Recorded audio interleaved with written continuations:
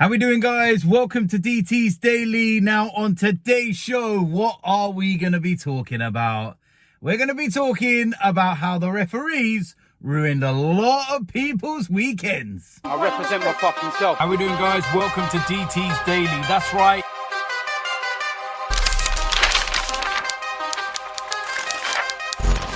So, like I said, it's Monday evening, or as the time I'm filming it, Monday afternoon. But we're going to talk about the Premier League games over the course of the weekend. A few in particular, because referees, VAR, whatever you want to call it, I'm going to say referees, because it's not the technology that was the problem. It was the, people using it. They ruined so many people's weekends. And some people might think that's a bit extreme. Ruin your weekend, a game of football, but that's how deep it gets. The Arsenal game. Now, I've touched on this with my match reaction and the situation involving the Brentford goal. And we already know, I've, gone over this so many times. Lee Mason, you are a cheat. Lee Mason from Manchester, believe it or not, cost Arsenal 2 points because he forgot. If you have not heard this yet, please sit down. He forgot to draw the lines when he was checking for offsides. Now, I'm sure you've all seen the images of VAR. When there's an offside decision to be made, they get out the lines and everything else, and they can tell down to millimeters whether you are offside. A toenail, they will be able to see it. But Lee Mason forgot to put the lines down. The more I actually say it and think about it, the more I gotta laugh, because it's like, seriously. Oh, mate. It's just absolutely mad. I wonder how many people, right, tomorrow, Valentine's Day, will be able to turn around to their missus and say, yeah, you know what, love? Sorry, I forgot. Really? It's not gonna happen, is it? Do you know what I mean? You never put the lines down. How did you forget? Seriously. But listen, we're going to the other Premier League games. And I'm going to bring the Brighton game up first. Brighton away to Crystal Palace. And again, human error has cost Brighton 2 points because the lines were put in the wrong place. Oh, seriously. So this one uses the lines but puts them in the wrong place. And ultimately, it's cost Brighton 2 points. Now, Brighton are chasing a European place this season. Do you know how big European football would be for Brighton Hove Albion? Really? And you put it down to just human error. Oh, sorry. That could be absolutely catastrophic come the end of the season, those 2 points. That is the severity of it. Arsenal are chasing their first Premier League title since 2004. Those 2 points could be huge. Really? So yeah, that's another one. We go to the Chelsea-West Ham game. Souček, 88th minute, I think it was, something like that. Saves a shot with his hand, clear as day. It's a penalty to Chelsea. VAR don't even get involved. They don't even bother checking. They don't even review it. I'm just like, really?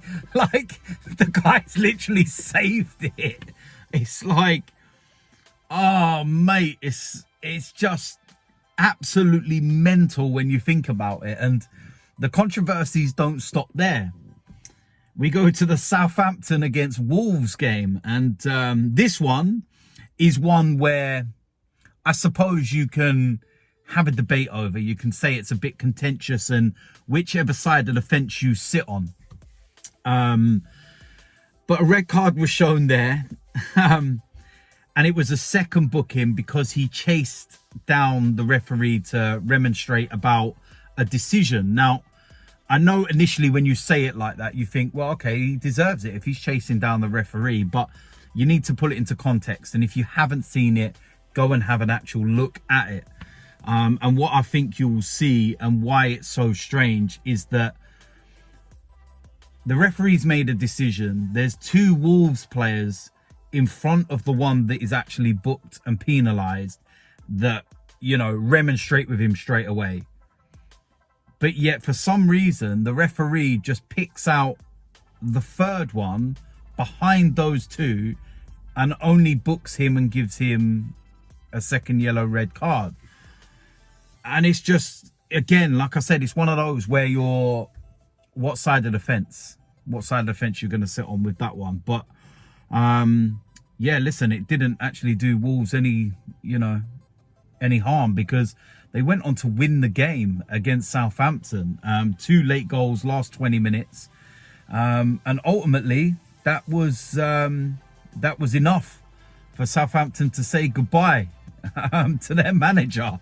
And I've seen some of his interviews of late and they are strange. And of course, he hasn't been in a job that long and he came from Luton. And a lot of my friends are Luton fans. And I've spoke to him and said, like, what is the situation? What do you think? Like, when he left, because it wasn't the first time he'd actually did this. He left Luton a couple of years ago to go to Stoke and didn't last long and ended up coming back to Luton. And don't get me wrong, at Luton, he's done fantastic. And, you know, they were right up there in the playoffs. And it just seems weird why it's working so well. And then he just jumped ship. And I can understand being in the Championship, opportunity, Premier League and everything. But yeah, it's they said that they didn't think that it would work out all along. And that the Premier League was too high a level for him. You know, unless he was able to bring Luton up and he knows everybody around him. But yeah, Southampton are going to be looking for a new manager already. So yeah, that's it's going to be very interesting. I've got a feeling they're going to struggle and I've got a feeling they're going to be losing their top flight status. And they've been in the Premier League a very long time now. So it's sad to see. I like Southampton, decent club. And yeah, it's not great, that's for sure. So when you're looking at the rest of the Premier League games, Manchester United winning away at Leeds United, very good. 3 points for them. Left it late, 2 late goals. Rashford again. And it was, yeah, listen, Leeds played really well in the game, to be fair. So they'll feel a little bit hard done by, but Manchester United were able to grind that one out and get the, you know, the rewards and the 3 points. So yeah. Manchester City, they beat Aston Villa 3-1. The game was over before half-time, 3-0. And of course, it all leads up perfectly for the game on Wednesday, Arsenal against Manchester City. Some injury concerns over Haaland came off at half-time. And apparently he's an injury doubt for the game against Arsenal. But I think that might well be mind games. I'm not too sure. But yeah, listen, it was a good weekend with some good matches in there, some good football. Newcastle Bournemouth, that was a decent game. 1-1 in that as well. Eddie Howe going back to Bournemouth, got a standing ovation at the end, so he should as well for what he done in his time at Bournemouth. But yeah, it was a good weekend. It was very interesting, some really, you know, mixed results, but the main thing with the weekend was how much we're not talking about the football, but the decisions. It wasn't just 1 or 2 or 3, it was 4. It was big decisions. And, you know, the ramifications of that, Arsenal dropping 2 points, Brighton dropping 2 points, you know, didn't really affect Wolves in that actual game. And then, yeah, also affects Chelsea because they miss out on an opportunity to get a penalty with a couple of minutes to go and win the game. But yeah, listen, when will referees be culpable? When will they actually take responsibility for their actions and be banned or sacked and dismissed and, you know, just got rid of? People like Lee Mason, dinosaurs, absolute dinosaurs. Get rid of him, put him in the bin, never want to hear his name again. Lee Mason from Manchester. And ironically as well, whilst I just remember, this is the same Lee Mason that was on VAR that ruled out Martinelli's goal against Manchester United earlier on in the season, which they've now turned around and said should not have been ruled out. So Lee Mason from Manchester has two major decisions involving Arsenal from two clubs in Manchester. Food for thought, that's for sure. So listen, big week coming up, of course, Manchester City. There's going to be the preview, there'll be a watch along, there'll be the match reaction, there'll be player ratings, there'll be the DTs daily all the time. And yeah, listen, if you're new around here, hit the subscribe button, smash a like on this video, and I will see you lot soon. I'm out of here.